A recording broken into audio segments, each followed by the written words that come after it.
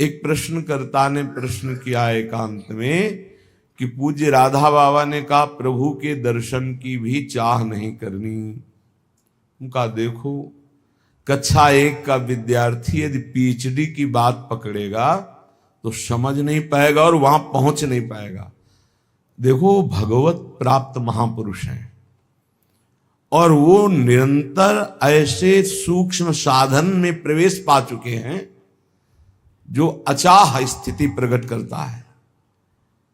हमको वहां तक पहुंचना है तो असत चाह को मिटाने के लिए पहले सद चाह, असद आचरण मिटाने के लिए सद आचरण। जब सद आचरण, सद चाह तो हृदय निर्मल हुआ। तो निर्मल और एकाग्र अर्थात निर्मल और शांत जल में जैसे नीचे की वस्तु दिखाई देती है, ऐसे अचंचल अंतःकरण और पाप रहित अंतःकरण में परमात्म तत्व का अनुभव होने लगता है स्वतः। ये छाती की बात कह रहा हूं, स्वतः अनुभव होने लगता है। बाबा बहुत ऊंची स्थिति में है।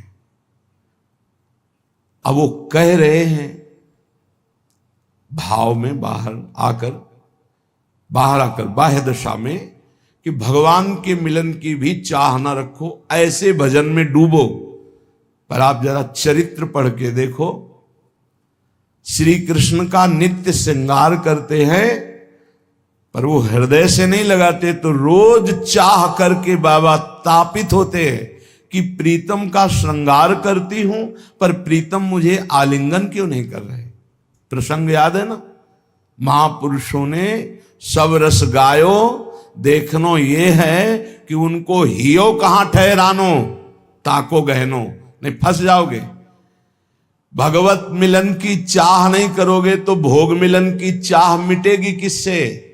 भगवत भजन की चाह नहीं करोगे तो संसार की वस्तु, व्यक्ति, स्थान की अनुकूलता की चाह कैसे मिटेगी? भजन करो, भजन की चाह बढ़ाओ, भगवत मिलन की चाह करो, इतना चाह करो कि रोना आ जाए, तड़पना आ जाए, कुछ अच्छा न लगे। ये महापुरुषों की बातों को किसी संत महापुरुषों से ही पहले समझ लो। यदि वो उपस्थित है तो उनके पास जाके, नहीं तो उसी कोटि के, नहीं तो फंस जाओगे कि बाबा ने तो कहा भगवान की प्राप्ति की भी चाह नहीं करनी और यहां भोगों की चाह में हर समय हम फंसे हुए हैं। अरे कांटे से कांटा निकालो, दोनों कांटा फेंक दो। कांटे से कांटा निकालो, दोनों फेंक दो। चाह से चाह को निकालो, दोनों चाह हटा दो।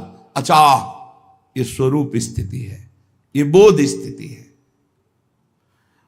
संतों के वचनों को समझने के लिए बहुत भजन चाहिए। बिना भजन के संतों के वाक्यों को समझ लेना संभव नहीं। आप अपनी मलिन बुद्धि से संतों के वचनों को तौले तो जैसे हीरा जवाहरात कबाड़ तौलने वाले तराजू में नहीं तौला जाता, ऐसे ही पांच भौतिक रचना के भोगों का चिंतन करने वाली बुद्धि, सच्चिदानंद में स्थित बुद्धि से जो निकला हुआ वचन है, उसको नहीं समझ सकते।